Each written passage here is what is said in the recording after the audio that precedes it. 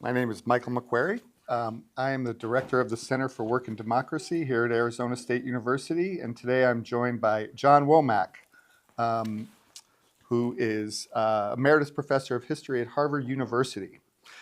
John is most known in academic circles as a historian of Mexico and in particular an account of the Mexican Revolution, Zapata and the Mexican Revolution, which was published in 1969. This was a seminal work of social history and a very important early example of the emerging social history in American historical scholarship. Um, but not only was John an important originator of this version of social history in American scholarship, he also recently published Labor, Power, and Strategy with PM Press, published in 2023, in collaboration with a number of other people, including union organizers and sort of people who are working at the cusp of higher education and union organization. So that includes people like Peter Olney, Rand Wilson, Glenn Perusic, and others. So John, maybe you can start by telling us a little bit just about how this book came to be. Yeah. It is a little odd that, I was working on Mexican history and then more broadly on the history of modern Latin America. And how did I then wind up doing a book about labor? For a while, it came from teaching. Teaching particularly graduate students.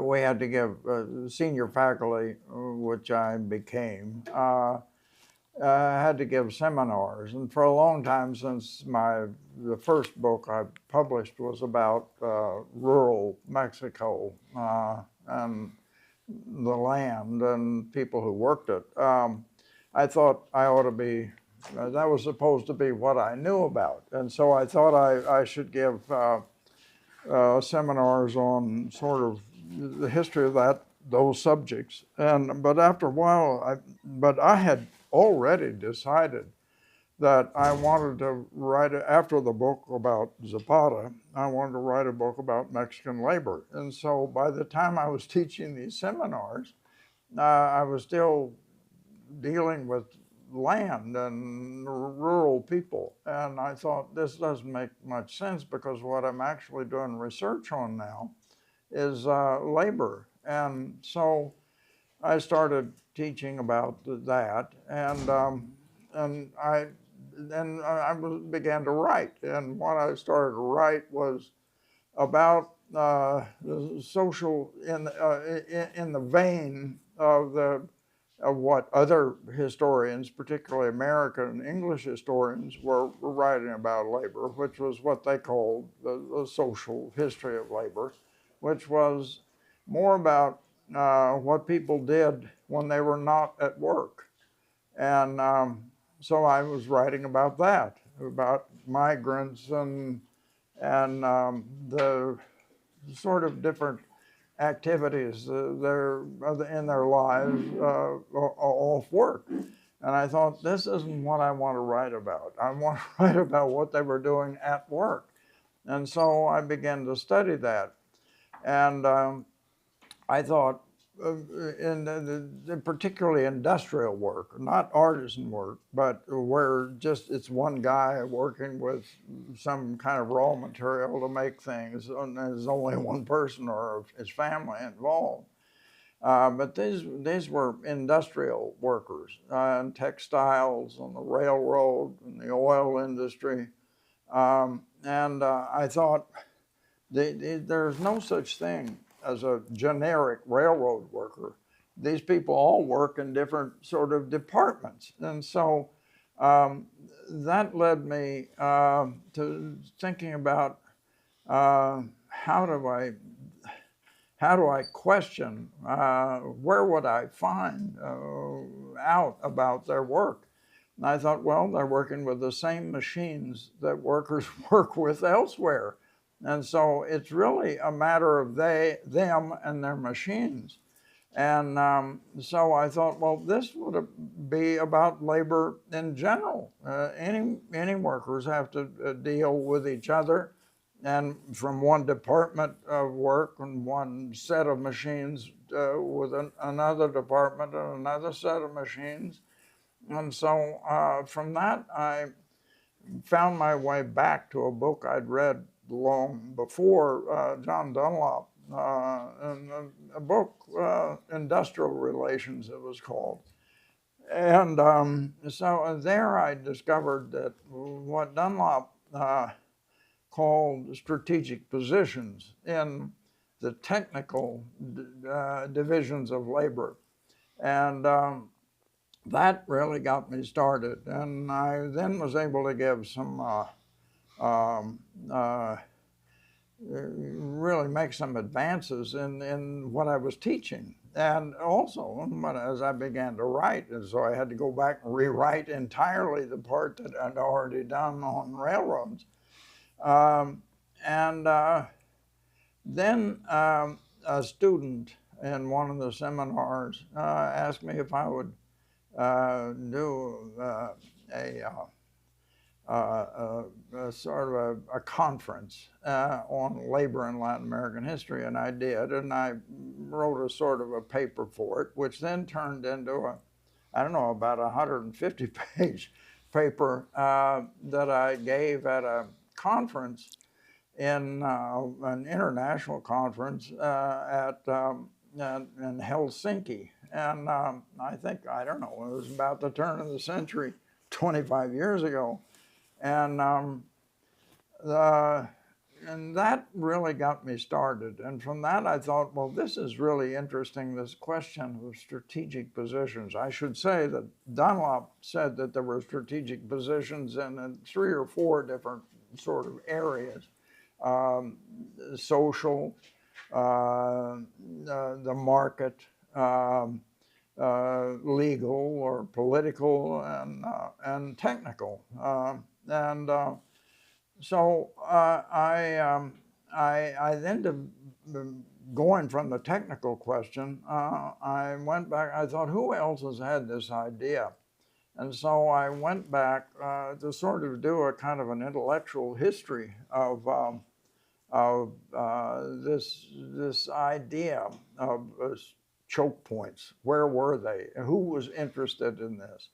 And so I went back as far, well, really back to the beginning of sociology, Auguste Comte. Mm-hmm. And so I didn't find much in political science, but in sociology and economics, there was most of it. So that, anyway, I produced finally sort of, I don't know, a 450-page manuscript, which I couldn't get published in English, but they did publish it in Mexico in Spanish.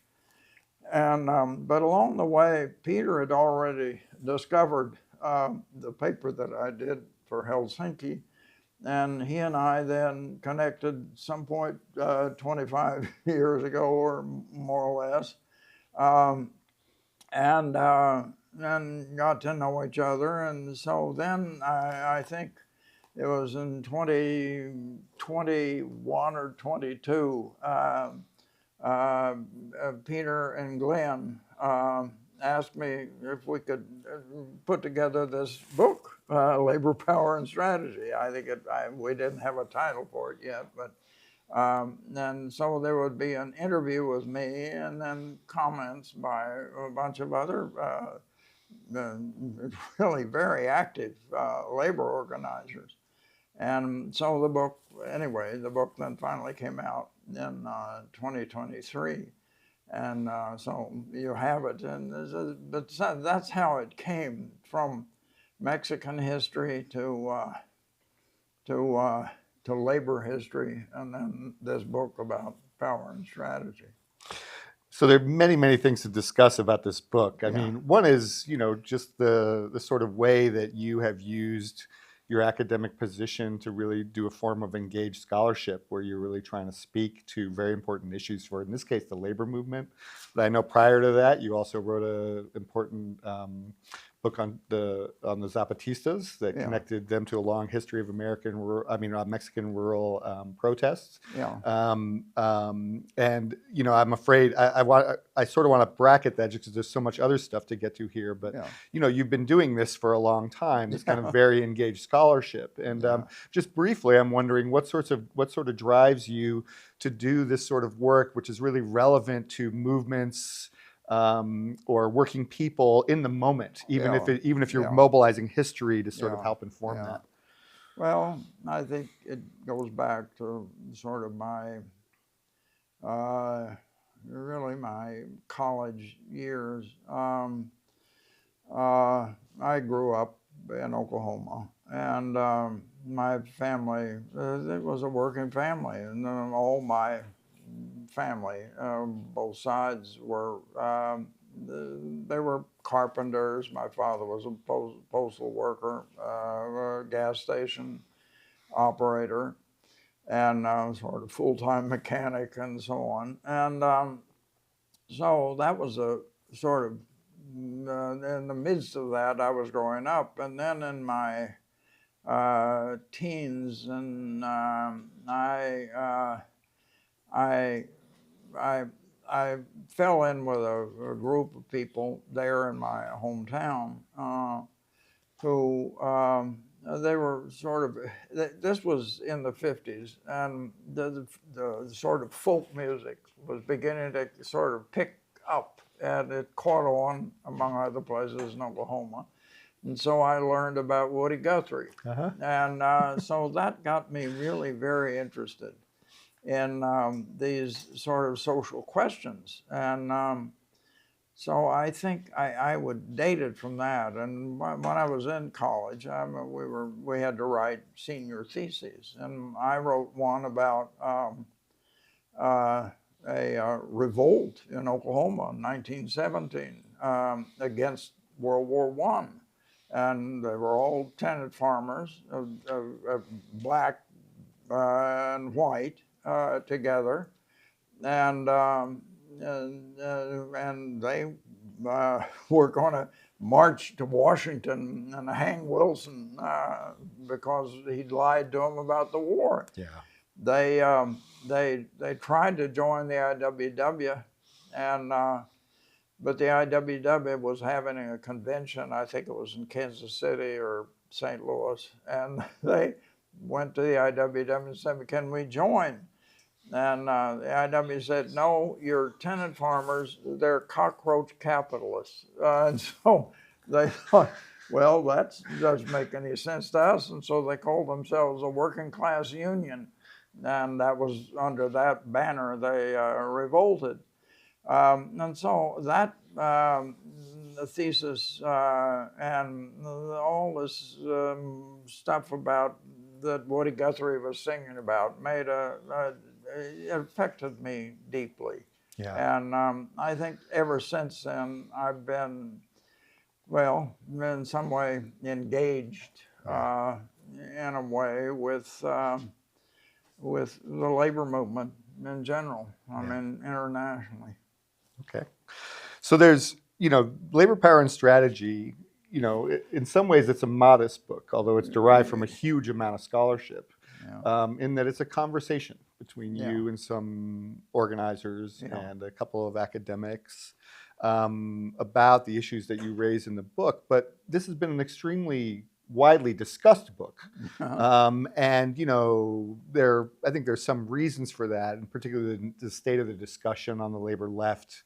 But I also think that partially it goes back to the conversations that grew out of social history and history from below. So, we started talking earlier about how, there were sort of two modes that could come out of social history. One was this sort of heroic celebration of people in motion. In protest against their oppressors, which I think became the sort of dominant version of social history. I agree. And instead of sort of participating in that side of it, after you wrote the first book on Zapata and the Mexican Revolution, you started reading Dunlop and Industrial Relations Systems. So, let's talk a little bit about that, because I think the implications of that split are large. And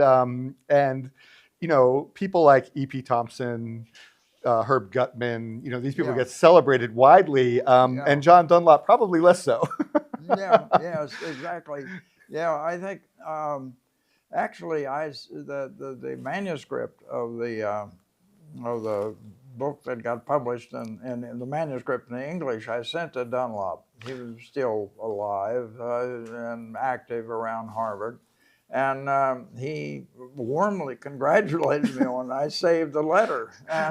But it was totally different from what Dunlop, on the whole, was arguing, because he was a sort of master of negotiation and management of labor conflict. Yeah. And what I was writing about was how to use conflict to really further class struggle. Yeah. And so that was going back to this question of the difference between Dunlop and E.P. Thompson, I suppose. There's a huge difference, and it's exactly as you say. The Thompson school really celebrated protest movements and from below, and it was about how these movements sort of swept people up and got people involved in them, and made sort of some kind of at least general difference in the politics of the country where they happened.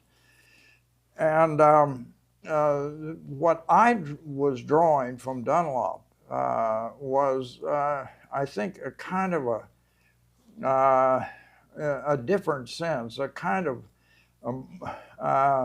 somewhat Marxist sense of where disruption happened in capitalist production. Yeah.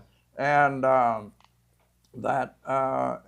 Dunlop understood that, I think, very well. As I tried to show in that English manuscript, and I think it's in this book too, Dunlop's experience in World War II, he was a very young man then, and a young professor at Harvard, and brought to Washington by his mentor at Harvard, Archibald Cox, I think. And was put in as head of research for what later became the OSS. And they particularly did research in labor conflicts, because in San Francisco, for instance, if you had a strike in a submarine factory, during World War II, you couldn't let that go on for very long.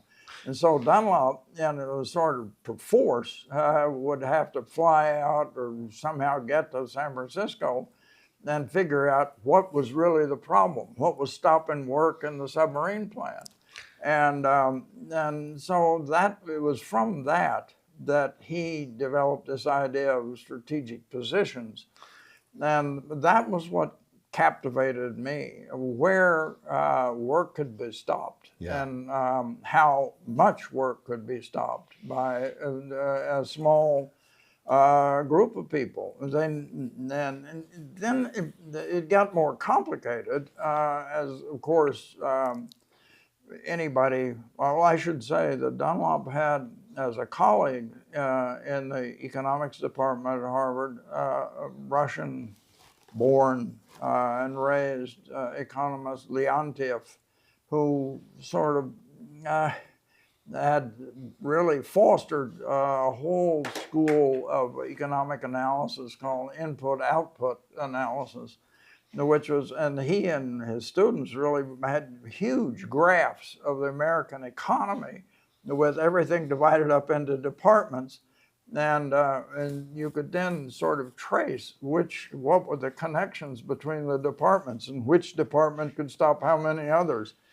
And so from that, I sort of slowly put things together to sort of get this idea of the technical interconnections in any large economy, where disruptions happen.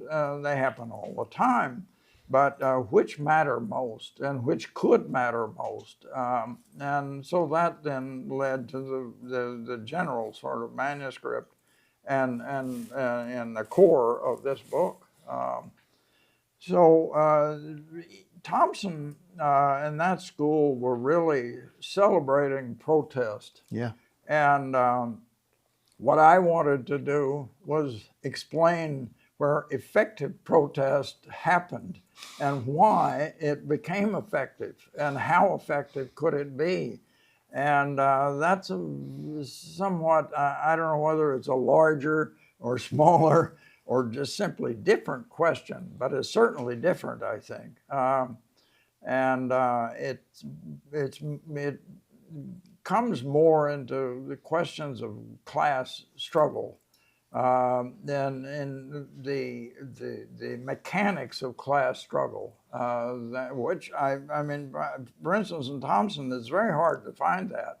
Yeah. And there are other big questions that don't really appear. There's no Irish in Thompson's book.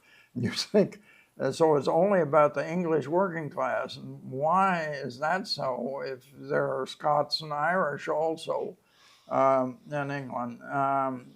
And the English working class is not only in England, it's also by, as some labor historians discovered, I mean, the English immigrants to the United States make a huge difference in the class struggles in different industries in the U.S., along with the Scots and Irish. And so the question that I was trying to sort of explore was what makes capitalism full of conflict, and where is it? It's not because people, it's not simply because people feel unjustly treated. It's because they're able to do something about it that's more than just simple individual resistance or some kind of group resistance. They're able to sort of stop things large scale in a way that capitalism finds extremely difficult to manage. So, you know, what you're really pointing to is a lot of muddling Yeah. that happens intellectually between protests Yeah. and workplace struggles. Yes. Yes. And, you know, I mean, and you could even go farther with Thompson. Was he even really talking about a working class? Or were Yeah. they artisans? Yeah. Yeah. Or were upset that they were being wiped exactly. out? Right. Yeah.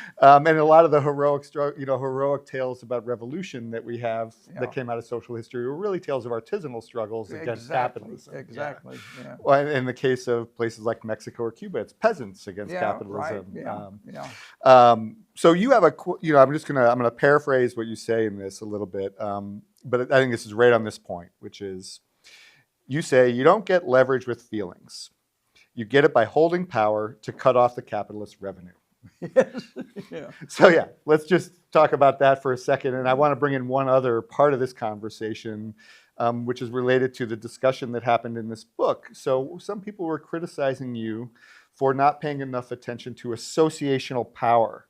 And I think that division is related to the division we're talking about in the way social history got fragmented. So maybe you could tell us a little bit about your thoughts on that. That's exactly right. There were several of the commentators in the book, organizers, very successful organizers, argued that I made too much of technical strategic positions, choke points, and didn't argue enough about the power of association.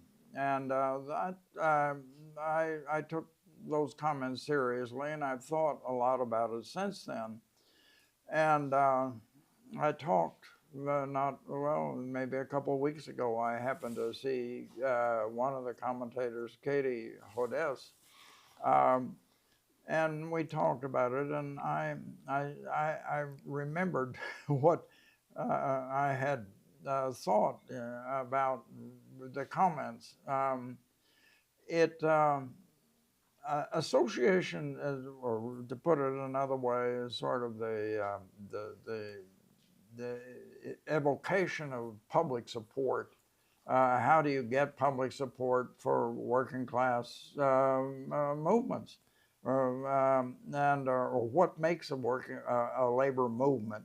Is it association, or in other words, it really goes back to these questions that Thompson, in particular, and most famously, was pressing. And what was association? And I thought, first of all, it seemed to me that association is really a question of what other people outside the workplace are how they are going to respond to something in the workplace. Mm-hmm.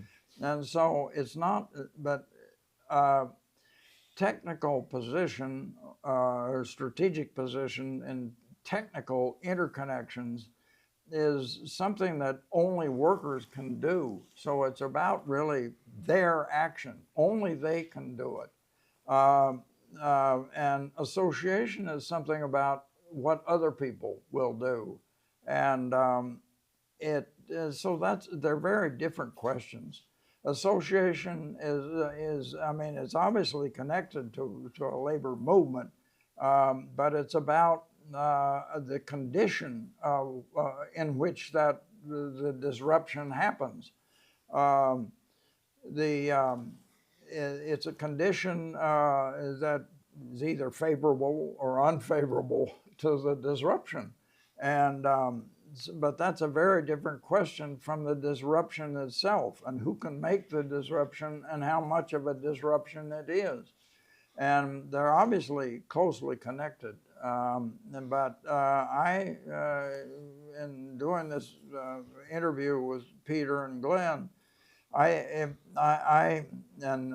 going back to the book that I had written, it seemed to me that not enough, that there was so much emphasis on the sort of Thompson School of labor history, and nowhere near the attention that this other question about choke points deserved. So I wanted to insist on that, and I still think, I mean, maybe more now than before, that it's really it's crucial. It's not simple, and I have heard, I mean, yesterday, a comrade was saying that he reacted somewhat as a contrarian to the arguments about choke points, because he said he'd heard too many labor organizers say, well, that's a shortcut. So we can just go to the choke point and act there, and so it'll all be over. And I thought, well, that's of course true, and there are choke points that have tiny or major or all kinds of the effects in between. But the question then, and because any economy, as Leontief among others has sort of described, is extremely complicated, and there are all kinds of choke points, and it's the most obvious, or in now particularly, are in what we call logistics, transportation, communication. But it's not only there. They also happen in their technical questions. They happen in services, in hospitals, for instance. The janitors are not skilled workers, but if they don't clean the hospital daily, you can't have the hospital continue to work. The school bus drivers in Boston know very well what a bus driver strike will mean to the school day and families with school-age children. Mm-hmm. And so that the core skilled workers Dunlop used to argue in lectures of his that I attended, that the cutters in a textile mill, textile shop, I'm sorry, a clothing, a garment shop, Yeah. were crucial. If they didn't do their job, then nobody else in the shop could do their job. But that's just one shop. So the cutters strike that shop, it shuts the shop down. But you can get your suit made somewhere else. Yeah. Or he also argued about sheetrock workers and housing developments. That's true. When the sheetrock workers don't, you sort of call a halt to the whole development. But you can hire another company, and so choke points can be of small effect, local effect, or really, as Ben Fong and others are showing, a really massive general effect throughout the economy. I mean, the railroad strike led, some railroad workers were threatening the last year, would have meant a crisis, really, in the U.S. economy. So the choke points are they're complicated, and they're, I would say also, just in general, that there are no shortcuts in class struggle. It's a complicated business, and if you think there is a shortcut, it's because it is a little effect. Yeah. And it's just local. But for a massive change, you need really several choke points, or many choke points, and they can sort of be happen in a chain reaction, so that one would lead to another, and then so on, and you get, in effect, something close to a general strike. But that's a complicated business, and it's something that organizers, I imagine there are a few organizers, Peter and Rand may well correct me, or you, Michael, who are thinking about that grand movement. It's more industrial action, confined to a single industry. That in itself would be a major effect in the economy. But they're very different questions, the kind that the Thompson School of Labor History pushed, and the kind that I and Peter and Glenn and Rand are trying to push with this particular book. So this is just a reminder for the audience. We're going to take some questions from the chat, probably at about 11:20. So if you have questions, if you could start putting them in the chat now so that I can start queuing them up.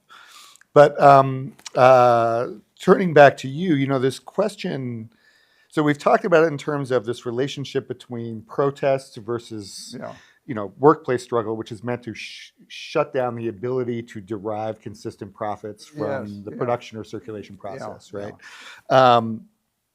And I think there's a whole lot of confusion around this, and we could unpack this confusion, I think, all day. All of the ramifications of it and the different ways that it pops up. But one thing that I was going to say in response to that, I think it also matters, like how much has the flow of production or the flow of goods been rationalized into a single system. So in textiles, it's distributed into all these small shops, right? And so shutting down one doesn't really do very much. But you have a production system like Ford and GM in the 1930s, where you have these extensive networks that are meant to flow into a huge assembly plant. And then there's a spot in the assembly plant where if you get those workers to walk off, eventually you start shutting all of this down. Or the GM strike in 1999 was very similar. You have a just-in-time model for production. It's very fragile. Yeah. right? Choke points matter, right? Yeah. When you have a couple of railroads that go across the country, Yeah. like we do today, as opposed to in the turn of the 20th century when we had dozens. Yeah. Yeah. Well, shutting down one really makes a big difference, Yeah. right? Yeah. Or you have highly rationalized systems like an Yeah. Amazon or Walmart's Yeah. logistics chains, Yeah. right? Yeah. Disruption can be really, really damaging. Although I think they both have a fair amount of redundancy built into their systems, but they're all under one roof, right? They're all part of a very rationalized system. That they can that very rationalization in the name of reducing turnover time or deriving more profit makes them more vulnerable. Yeah. Yeah. And so disrupting that can be much more effective. Yeah. Right? Yeah. But beyond that, one of the other places where I think this comes up is, the way that we borrow, not just from social history, but we'll turn to a slightly different place, which is from Marx Yeah. in thinking about these issues. So one basic or originating point for thinking about labor movement strategy is the idea of the labor theory of value. Yeah. And, based on that, you take the idea that profit is derived from labor. And so withholding labor therefore disrupts profit. Right. Right. Yeah. And true enough, but there's another way of looking at it, which Marx talks about in Volume 2, but also in Capital, Chapter 1, Volume 1, where he's talking about capital as circulation, as a circuit, right? Yes. And from that perspective, the strike only is effective if the circulation is disrupted. Exactly. Right? And you use the language of choke points and blockades, which sounds like the language of disrupting circuits and flows, not just withholding labor. Exactly. So let's talk a little about what we derive when we take these pieces of Marx apart and we actually look at the MCM-CMC relation and that sort of thing and what that implies. Yeah. Well, yes, that's the essence of it, I think. That CMC prime is, if you stop that, basically you stop capitalism, or you stop that essential, the piece of capitalism. And of course, different parts of the economy. It's a more complicated economy now than the one Marx was writing about, but it's still capitalism. And as you interrupt that circular flow, you sort of, nowadays, basically, it doesn't stop all of a sudden, but it grinds things down. And very sooner or later, it can't proceed, and it depends on really how much of the flow you've blocked.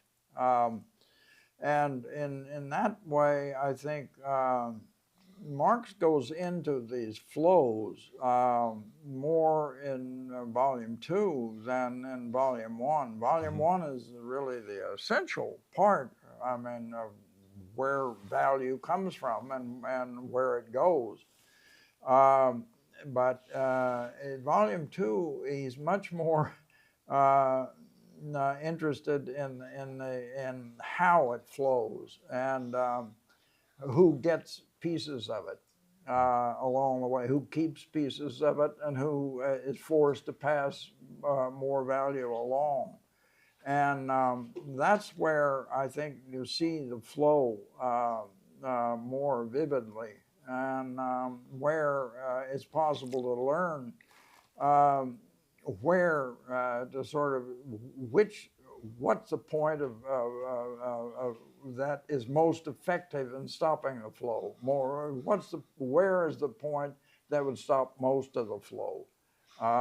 And of course, in a modern economy, there are many points where the flow sort of, you can stop the flow, and it has a greasing effect. So I think in that way, it pays, if you're reading Marx, it pays to turn from you've got to read Volume 1, but Volume 2, you should be reading to understand better how the system works.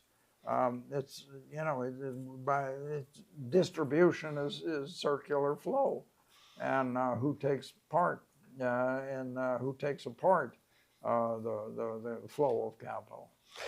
And again, there's all kinds of mystifications around this Yes. in our thinking. I mean, so, we think about workers, we think of them as employees of an enterprise. Yeah. And therefore the goal is to disrupt the enterprise. So Yeah. you strike the enterprise. Yeah. But it's an open question whether that actually disrupts the circulation that Yeah. produces Yeah. profit, right? Yeah, exactly. Like there are social histories of the barricade when we think about revolution, right? Yeah. It's like a modal protest mode, Yeah, right? right. There are plenty of history, Jeremy Brecker's strike, Yeah, right? The yeah. history of the strike. There's no equivalent of the blockade. No, exactly, exactly. Yeah. So yeah, tell me a little about what you think about that. Well, yeah, I think, and I mean, if you say Walmart or Amazon, if you strike them, you're not striking where the production actually takes place. Walmart, as far as I know, doesn't produce very much. Right. If anything, it buys and sells. Yeah. And Amazon the same way. Mm-hmm. And so why concentrate on them? Well, it's because through them the flow takes place. Without them, the manufacturer really couldn't do very much. Who is he going to distribute his goods to, and how will he get it to him? And so blockades, that's a very interesting word and point. Blocking the flow is a way of putting pressure on the producers, and not the producers, but the corporations that produce these goods. The workers being the producers, but so blocking the flow is not the same. A strike is a strike, but a strike that is a blockade of the flow nowadays would matter more, I think, than the actual. I mean, a strike at the UAW did some enterprise strikes. Yeah. And the U.S. labor law is all about enterprises. And so here it's very difficult. I mean, it would be a different question in Sweden, for instance, where the sort of corporate structure and labor law is very different. Or I imagine Japan, I'm not sure. Peter could speak to that. Blockades are maybe the way to think about what your center is now concentrating on, or at least in part. Yeah. Well, I mean, when you think about blockades, some of the analysis or conventional ways of thinking shift a little bit, right? Yes, So, exactly. The longshoremen helped bring down apartheid by shutting down that economy, right? Even things like the sit-down strikes. Yeah, well, exactly. The assembly line is just the hub of a huge network of flow, right? And that was a blockade as much as it was just a strike. The strike defended the blockade, right? Exactly. Yeah. When I think about a company like Amazon or Walmart, these are retailers with very low margins. Yeah. Their profits are heavily dependent upon turnover time. Yeah.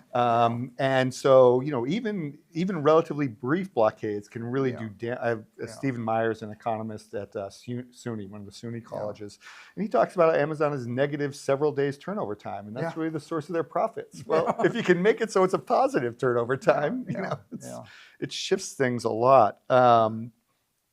But let's just dig a little deeper on this for a minute. I mean, I think one of the key levers you use to get to this kind of analysis is the focus on technical relations, and networks of production.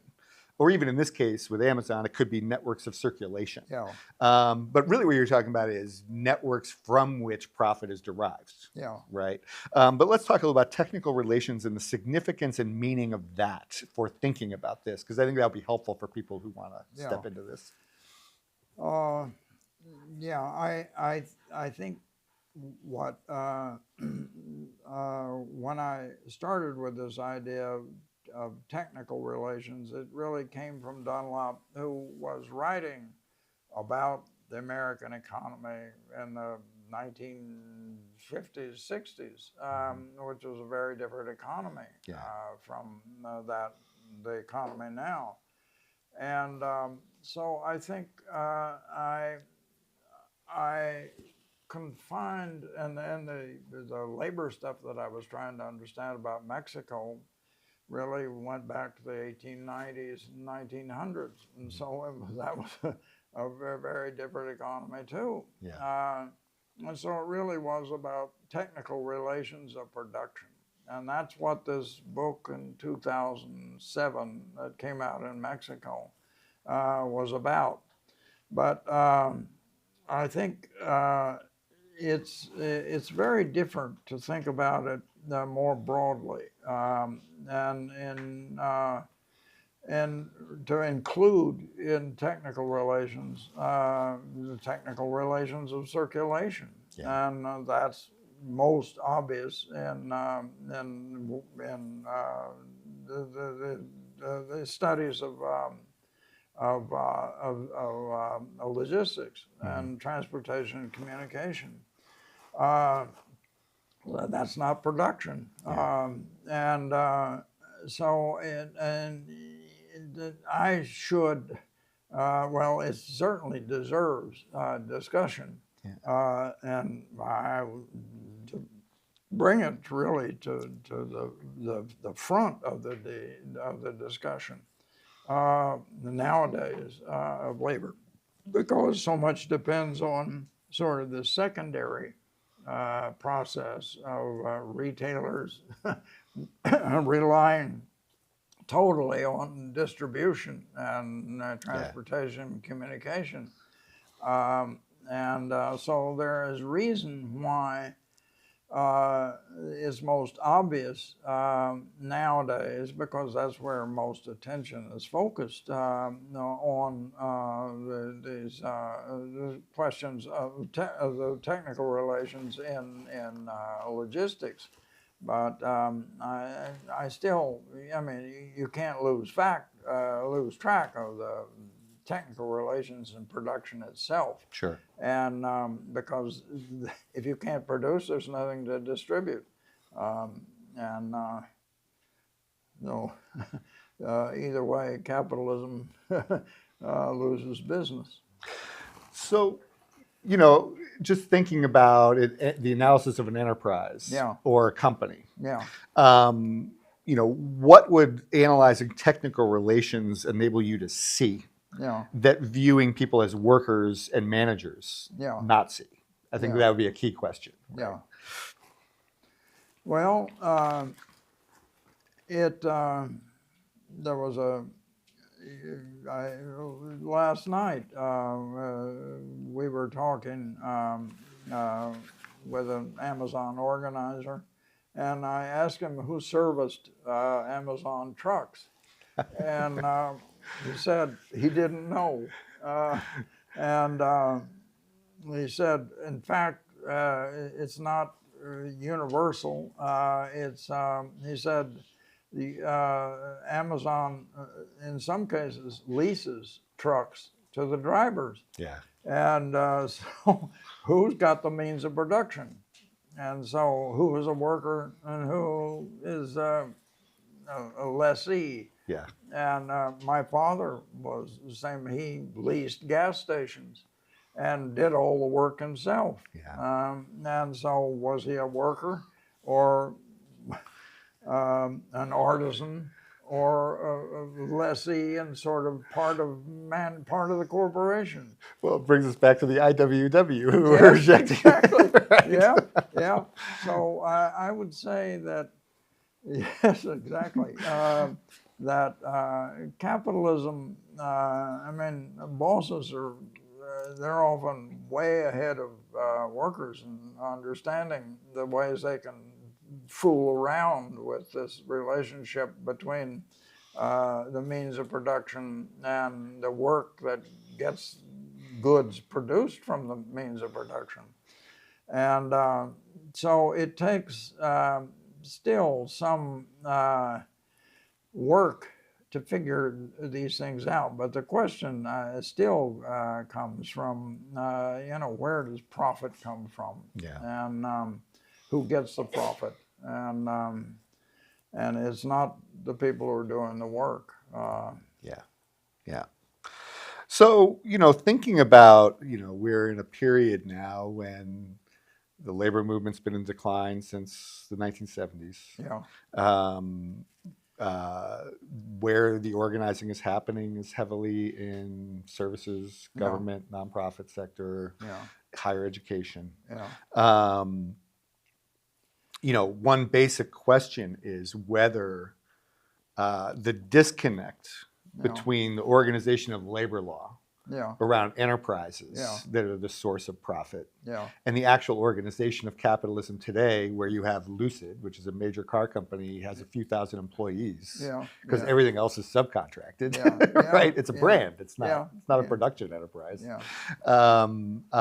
Whether that disconnect makes labor law in any way useful as a well, there are other questions you could raise about that, but whether labor law actually serves to disconnect the organization of workers from the actual organization of capitalism in a way that disempowers workers.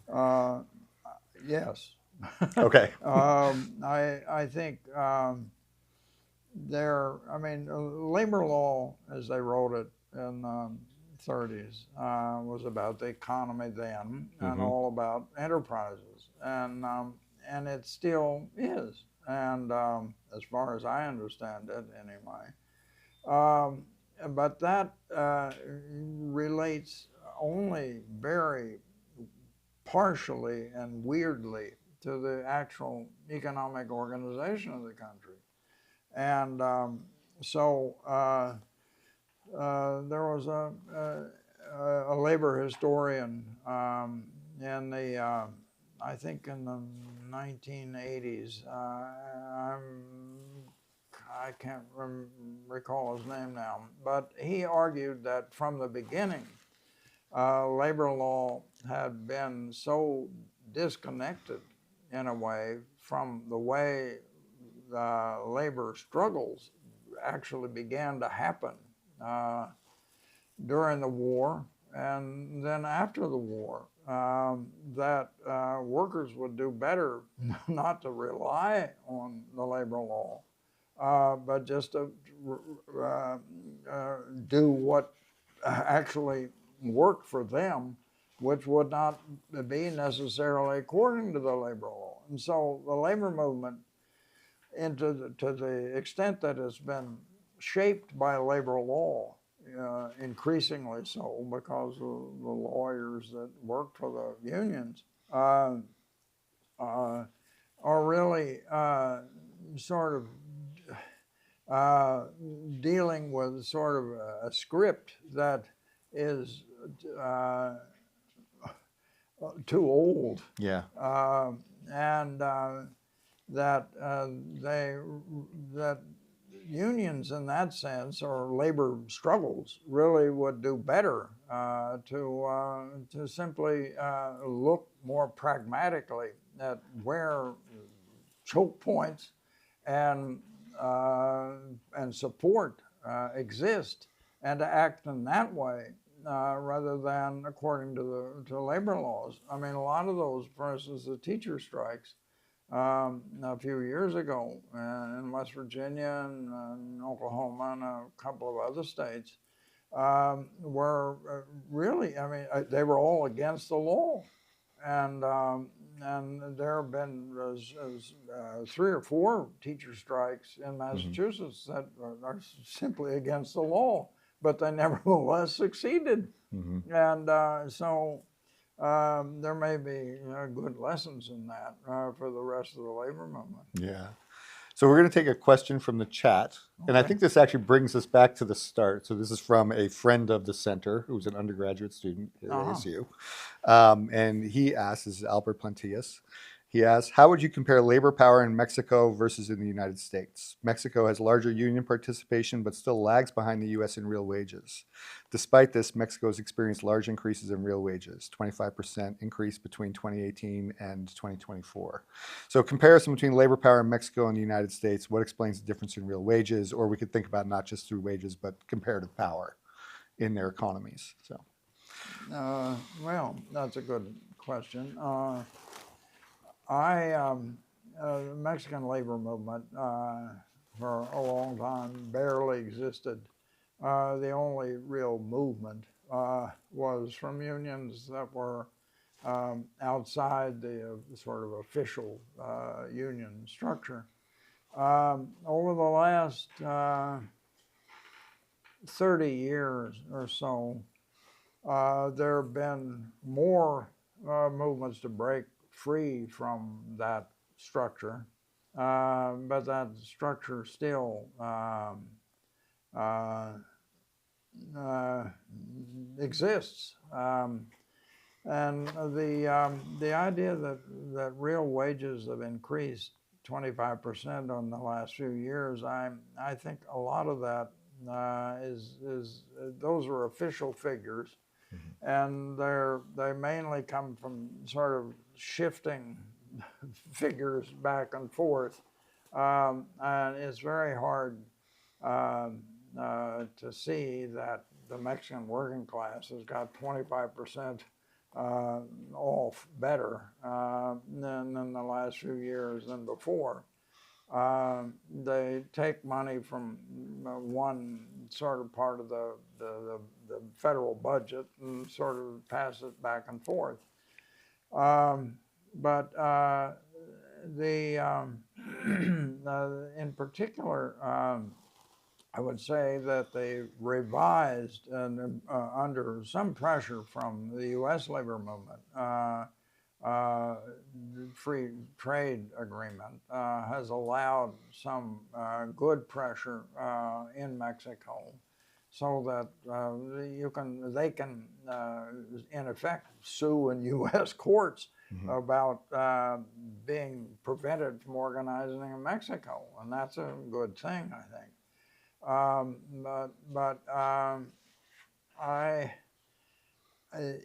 In the people who used to have sort of structural strategic power were electricians and the electrical workers union, and railroad unions, and metallurgical unions, and the oil workers. But that's all changed now, and because the economy is different, and you have different kind of industries, and they're still in dispute. And so we'll see how these things play out. I'm Michael McQuarrie. I'm the Director of Center for Work and Democracy. Very special thanks to Peter Olney and Rand Wilson, who helped make this happen. And very special thanks to John Womack for coming all the way out to Tempe to have a conversation with us. We'll be having an in-person conversation at 4:30 this afternoon in West Hall, 135 West Hall. So hopefully we'll see you this afternoon. Thank you, everybody. Thank you, John. Thank you, Michael.